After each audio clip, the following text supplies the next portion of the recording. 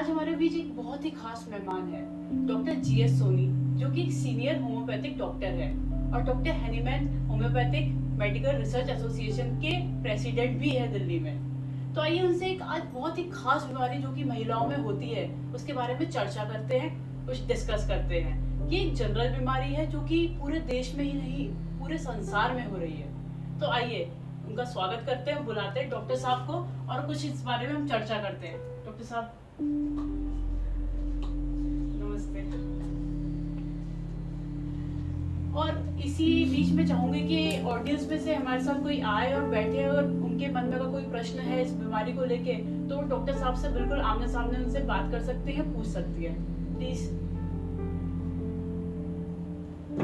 नमस्ते में बहुत बहुत स्वागत है। आप ये बताइए कि ऐसी कौन सी बीमारी है जो अक्सर महिलाओं में पाई जाती है और किस उम्र से ये स्टार्ट होती है? देखिए, वैसे तो महिलाओं में बहुत बीमारी होती है, लेकिन एक बीमारी है जिसको कहते हैं पेल्विक सिस्ट और ओवरीज डिजीज, पीसीओडी, या उसको पीसीओएस भी कहते हैं। ये किसी टाइम में तो ओल्ड एज में पाई जाती थी, लेकिन आज 30 और 35 साल की लेडीज से शुरू हो जाता है। और ये शुरू होने से कुछ टाइम के बाद पता चलता है, एकदम से पता नहीं चलता है। तो इसमें हर तरीके की बीमारी का होता है। इस बीमारी का सबसे ये है कि ये बीमारी हर तरीके से जो मरीज होता है उसके शरीर को अटैक कर देता है और वो एकदम से उसका धीरे धीरे उसका असर शुरू हो जाता है। डॉक्टर जी, मेरा एक क्वेश्चन है कि इसके सिम्टम्स कैसे आएंगे और कैसे पता चलेगा कि ये कब हुआ है? देखिए, इसमें कई प्रकार के सिम्टम्स होते हैं जिसको कोई खास जो या तो लेडी डॉक्टर्स होंगे या जो डॉक्टर इसका इलाज कर चुका हुआ वो ही इसके सिम्टम्स बता सकते हैं। जैसे सबसे पहले सिम्टम्स क्या होता है, जब जब मरीज हो जाता है तो उसके चेहरे पर बाल हो जाते हैं, इसके चिन्ह पर बाल हो जाते हैं, सारे शरीर में बाल हो जाते हैं। और दूसरा सिम्टम्स ये है कि उसके ये जो करेंगे उसमें माहवारी जो होती है, मेंसेस जो होती है, उसमें ब्लीडिंग कभी तो बहुत ज़्यादा होता है, कभी कम होता है, कभी इतना होता है वो रुकता भी नहीं है। इस प्रकार से जो पेशेंट होता है उस पेशेंट को वो अपने आप सबसे पहले जब हम इलाज करते हैं तो ये देखते हैं कि पेशेंट खुद क्या बोलता है, उसके ऊपर हम जज करते हैं कि पेशेंट वाकई किसी पीसीओडी का बीमार है या किसी और चीज़ की बीमारी है या किसी और तरह की बीमारी है जिसकी वजह से ये नहीं होता। तीसरा क्या होता है कि वो जो पेशेंट होगा वो प्रेग्नेंट नहीं हो सकता, क्योंकि वो जो ओवरीज क्या होती है, एक प्रकार की गांठ होती है जो ओवरी में पाई जाती है, और वो गांठ जो बड़ी हो जाती है या बड़ी होने लगती है तो उसका प्रेगनेंसी में उसको फर्क पड़ जाता है।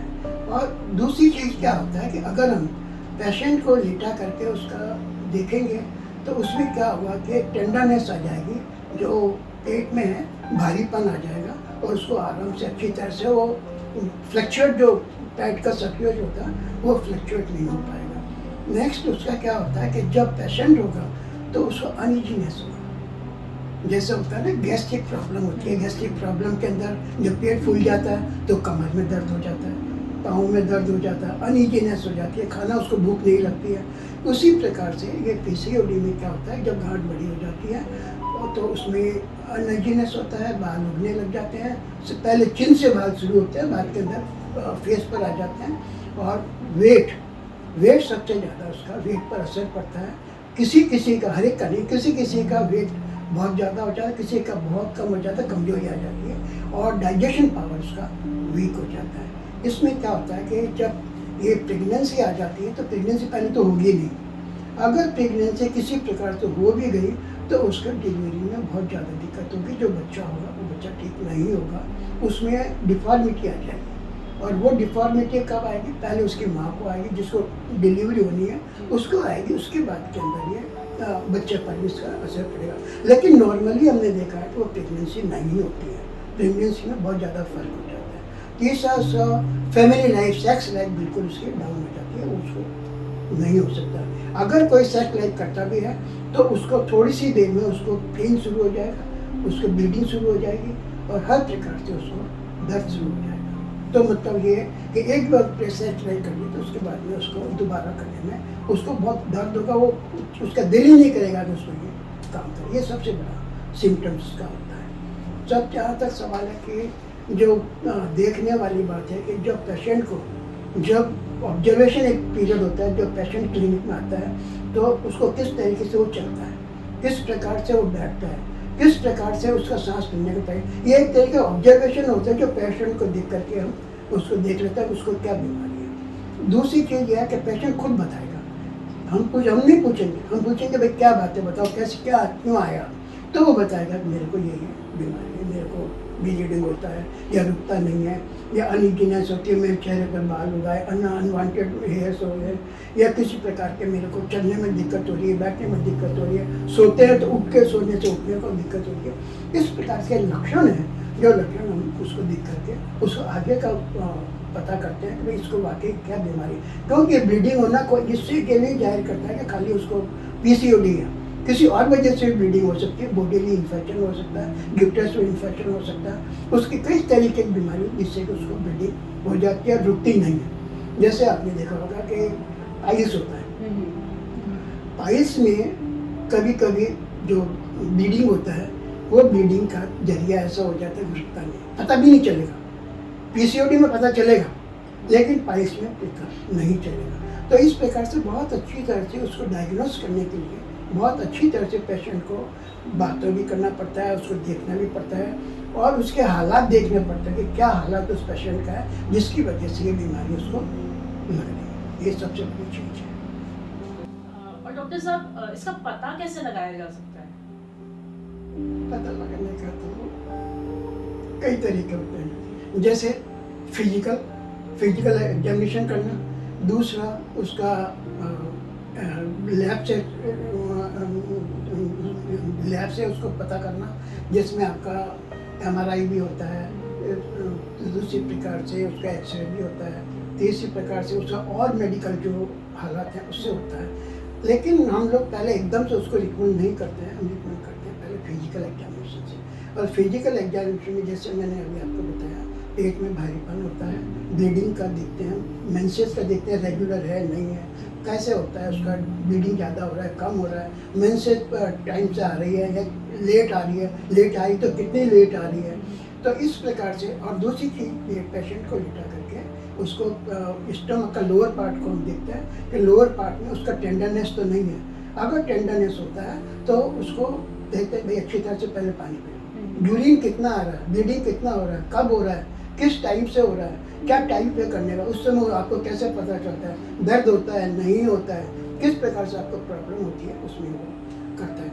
तो ये एक तरीका होता है। फिर आपके जो लेडी डॉक्टर होगी वो फिंगर भी उनको पता करती है, फिंगर में यूट्रस में हार्डनेस आ जाएगी, जब आप यूट्रस से फाइब्राइड ज़्यादा हो जाएगा, सिस्ट ज़्यादा हो जाएगा तो वो सख्त हो जाएगा, नरम नहीं होगा।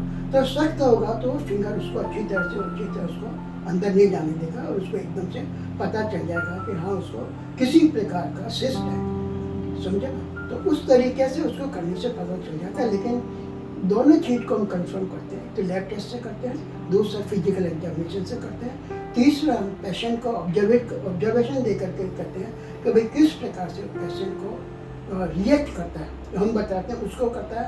या पहले सबसे बड़ा चीज़ तो है पेशेंट खुद अपने आप बताएगा कि डॉक्टर मेरे को ये बीमारी है, ये परेशानी है। वो उसको तो पता ही नहीं पीसीओडी क्या होगा, वो तो कहेगा डॉक्टर मेरे को मेंसेस नहीं आ रहा है, या मेरी ब्लीडिंग ज़्यादा हो रही है, या मेरे पेन ज़्यादा हो रही है, या मेरे पेट में लोअर पार्ट में दर्द हो रहा है। तो इस प्रकार से उस पेशेंट को सुनने के बाद में फिर हम उसको एकदम से ये पूछते हैं भाई आपको यूरिन कितना आता है, ब्लीडिंग कितना होता है, पीरियड पूरा आता है कि नहीं आता है, लेट आता है तो कितना लेट आता है, अगर एक दफ़ा आता है तो कितने दिन चलता है, जैसे नॉर्मली 3-4 रोज का होता है, वो कहते हैं नहीं जी मुझे तो 10-10 15-15 दिन चल जाते हैं, या मेरे को इतना होता है कि हम उसको कवर ही नहीं करता, चलता ही रहता, पूरे महीने चलता रहता है। तो इस प्रकार से उसके सिम्टम्स को देख करके पता कर सकते हैं। दूसरी चीज़ ये है कि जब पीसीओडी होगा तो पीसीओडी में क्या होगा, सीधा उसका ब्रेन का भी पड़ेगा और आंखों में भी पड़ेगा। बाल तो होगा, अनवांटेड हेयर तो होगा, पूरे चिन पर और फेस पर होगा, लेकिन उसका असर वो करते हैं लीवर, आंखों पर भी उसका असर पड़ता है, क्योंकि वो सीधा आपको स्टमक लोअर पार्ट है जो आपको लीवर को रोड को अटैक करता है।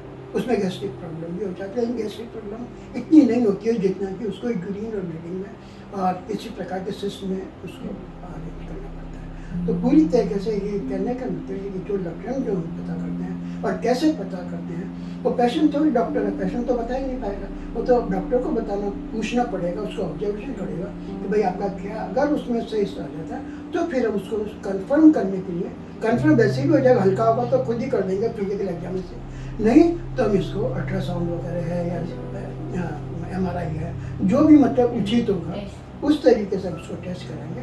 अगर वो भी कंफर्म कर देता है, हमारा फिजिकल एग्जामिनेशन भी कंफर्म हो जाएगा और उसको भी कंफर्म करेंगे, तो फिर जाकर के हम उसका PCOD का इलाज करेंगे। और दूसरी चीज़ ये एक बात बताना चाहता हूँ, इलाज में जहाँ तक इसका इलाज है हमारे होम्योपैथिक में भी है, एलोपैथिक में भी है, लेकिन एलोपैथी में जहाँ तक होता है जब सिस्ट बड़ा हो जाता है तो उसको ऑपरेट करते हैं।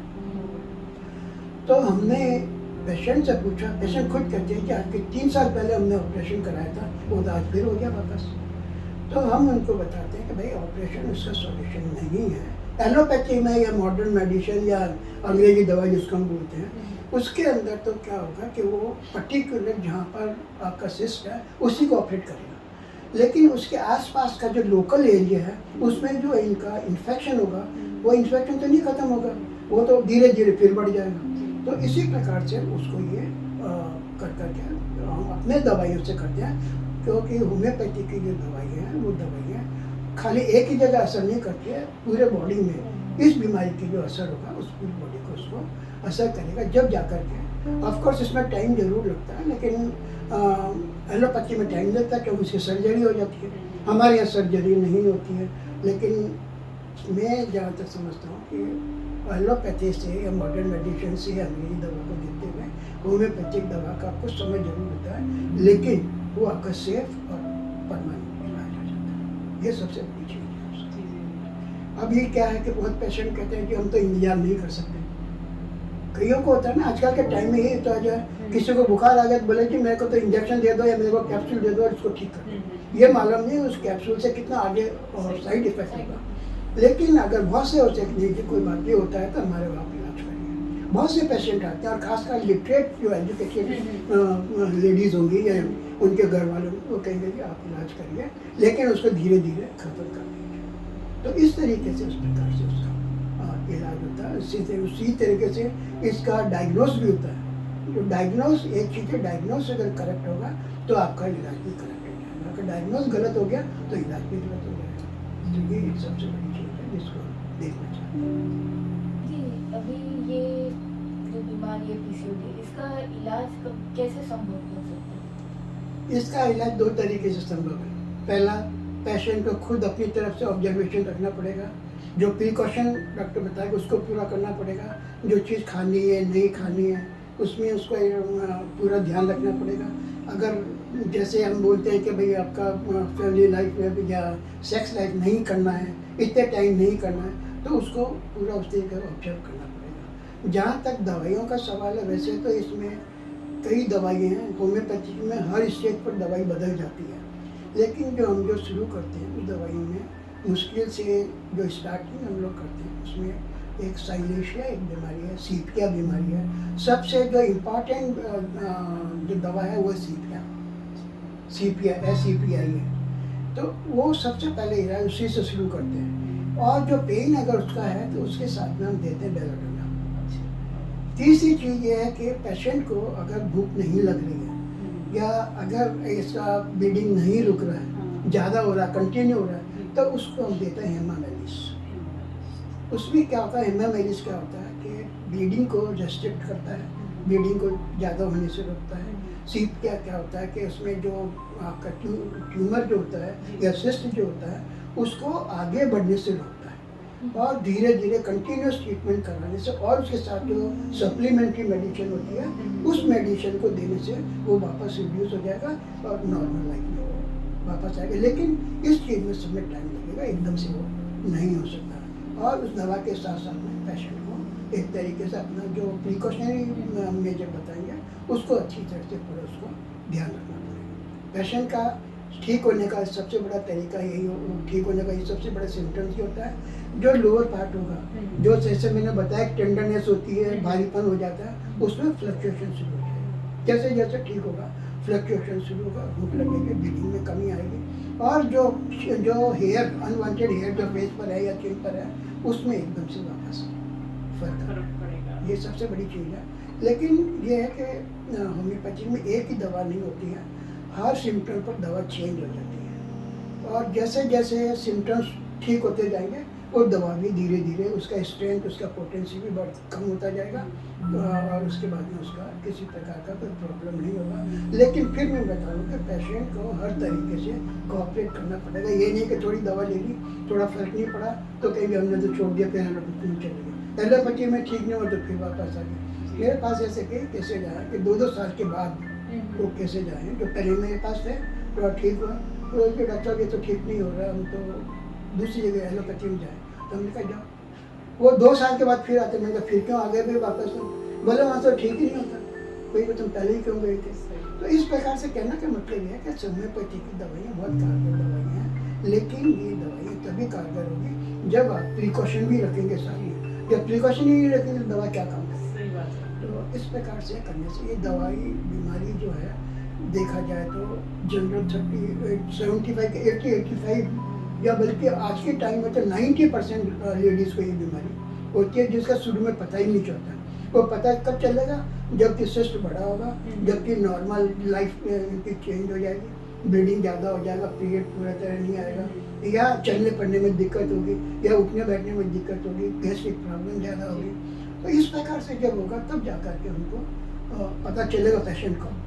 लेकिन यही है कि पेशेंट को कम से कम ऑब्जर्वेशन जरूर रखना चाहिए, डॉक्टर से ज़्यादा सलाह करनी चाहिए, जब भी हो तो उससे बात करना चाहिए। ये सबसे बड़ी चीज़ है जो होना चाहिए। तो डॉक्टर साहब जैसे अभी आपने बोला कि प्रिकॉशन लेना पड़ेगा, तो मैं यही पूछना चाहूँगी कि इसका प्रिकॉशन है क्या?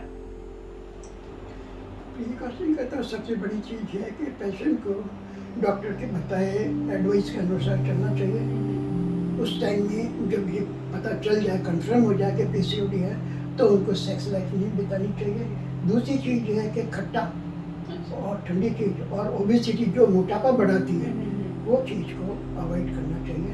और प्रिकॉशन लेने से पहले डॉक्टर्स को पूरी सलाह लेनी चाहिए। घर में इसका ट्रीटमेंट नहीं करना चाहिए, नहीं तो उसका उल्टा असर हो जाएगा। दूसरी चीज़ ये है कि जब पीरियड होता है उसके एक हफ्ते पहले डॉक्टर के पास जाना चाहिए, क्योंकि इसमें ऐसा होता है कि अगर मान लो ब्लीडिंग बहुत ज़्यादा नहीं हो रही है, टाइमली हो रही है, 8-10 रोज की हो रही है, या किसी प्रकार का ओवरी में इन्फेक्शन है, तो जब पीरियड आता है तो पीरियड से एक हफ्ते के पहले से डॉक्टर के पास जाने से वो इन्फेक्शन की दवा दे देंगे, या दवा ऐसी देंगे जो ब्लीडिंग तो होगा लेकिन उतना नहीं होगा जितना बिना दवाई के होता है। तो डॉक्टर बता देगा वो सारी चीज़ें, फिर भारी चीज़ नहीं उठाना है। प्रिकॉशन का सबसे बड़ा फ़ायदा ये होता है कि जैसे मैंने आपको बताया डॉक्टर्स की एडवाइस मैंने, दूसरी चीज़ ये है कि भारी चीज़ ना उठाएं, पानी की बाल्टी है, भारी कोई भी चीज़ बोझा नहीं उठाएं। और दूसरी चीज़ जब स्टेयर्स चढ़ते हैं उतरते हैं तो उसमें एकदम से तेज़ी से नहीं उठते, धीरे धीरे चढ़ें, ताकि सर इसका सबसे बड़ा फ़ायदा ये होगा कि जो सिस्ट है उस सिस्ट पर उसका असर कम पड़ेगा धीरे धीरे। पहले तो अवॉइड करने की चढ़ाई है, लेकिन अगर ज़रूरी हो, जिसका मकान ऊपर नीचे होगा वो तो चढ़ेगा ही, लेकिन उसमें है कि बहुत धीरे धीरे हमें चढ़े और धीरे धीरे आएँ। और उसमें सबसे बड़ी डॉक्टर को सलाह जो है, प्रिकॉशन जो उन्होंने बता रखा है, सब बार डॉक्टर बताएंगे प्रिकॉशन, तो वो प्रिकॉशन पूरा करने में उसको मदद करें। दवा इलाज ज़्यादा लें, तब जा कर के बराबर इलाज कराएंगे, दवाइयाँ बराबर लेंगे। लेकिन जैसे मैंने बताया उसको दवा ट्रीटमेंट चेंज नहीं करना है। जैसे आज होम्योपैथी का कर लिया, कल एलोपैथी कर दिया, परसों आयुर्वेदिक का कर दिया, तो उसमें केस ठीक होने के बजाय खराब हो जाएगा, बढ़ जाएगा। तो इससे सबसे बड़ी चीज़ है प्रिकॉशन, उसको करना चाहिए। प्रिकॉशन में जब आपका पीरियड का टाइम आता है तो उससे 1 वीक बिफोर डॉक्टर के पास जाना चाहिए। वो दवा डॉक्टर उनको देंगे जिसमें ब्लीडिंग ज़्यादा हो रहा है या इन्फेक्शन ज़्यादा उस एरिया में उस टाइम में ज़्यादा बन जाता है, तो डॉक्टर की सलाह के अनुसार डॉक्टर दवा देगा। उससे ये फ़ायदा होगा कि जो ब्लीडिंग जितना जाता है, जिस फ्रीक्वेंसी से जाता है, वो फ्रीक्वेंसी कम हो जाएगी, उतना ब्लीडिंग की क्वांटिटी वो कम हो जाएगी, और जो इन्फेक्शन फैला हुआ है वो इन्फेक्शन भी कम हो जाएगा, इससे पेशेंट को बहुत फायदा होगा। ये सबसे बड़ा प्रिकॉशन का कारण है, वो बनाना चाहिए। डॉक्टर की सलाह इसमें हर स्टेज पर जब भी सिम्टम्स चेंज होते हैं तो डॉक्टर के पास जाना चाहिए, उसका सलाह लेना चाहिए। अपने घर से अपनी तरफ से उसका इलाज नहीं करना चाहिए, ये सबसे बड़ी चीज़ है। जी। डॉक्टर जी, आप बताना चाहेंगे कि अभी महाराष्ट्र लोगों के लिए क्या संदेश देना चाहिए? संदेश तो बहुत ध्यादा है, लेकिन जैसे हम लोग अमूमन नोटिस करते हैं कि जो लेडीज़ जो होती हैं वो बीमारी को एकदम से वो संज्ञान में नहीं लेते हैं। वो कहते हैं ठीक हो जाएगा, ठीक हो जाएगा। ये ठीक होने से नहीं, जैसे ही किसी चीज़ का पता चलता है, मैं पीसीओडी की बात नहीं कर रहा हूँ, किसी भी चीज़ का पता चलता है तो उसमें डॉक्टर को इमीडिएटली जाकर दिखाना चाहिए, उसकी दवा लेनी चाहिए। उसमें केयरलेसनेस बिल्कुल नहीं बरतनी चाहिए, नहीं तो वो बीमारी बढ़ती जाएगी और पेशेंट की हालत दिन पर दिन खराब होती जाएगी। तो मेरे यहाँ के लोगों को यही, मेरा यहाँ के सभी के लोगों को मेरा यह है कि वो जैसा भी कोई परेशानी होती है अपने घर में इलाज ना करें, डॉक्टर की सलाह लें और जो डॉक्टर बताए उसके एडवाइस के अनुसार काम करें। ये सबसे बड़ी सलाह मेरी। डॉक्टर साहब, आपका बहुत बहुत धन्यवाद कि आपने हम सबसे इस बीमारी के बारे में बातें करी, जानकारी दी, शेयर किया और हमें पूरा उम्मीद है कि हमारे दर्शक इस चीज़ का लाभ उठाएंगे। और हम ज़रूर चाहेंगे आप जब भी वापस आए यहाँ पे, हम एक और बीमारी के बारे में चर्चा करें, आप उसके प्रिकॉशन के बारे में बताएं, हम डिस्कस करें और हमारे दर्शक फिर से उस चीज़ का लाभ उठाएंगे। हम तहे दिल से आपके बहुत ज़्यादा शुक्रगुजार हैं इस जानकारी के लिए।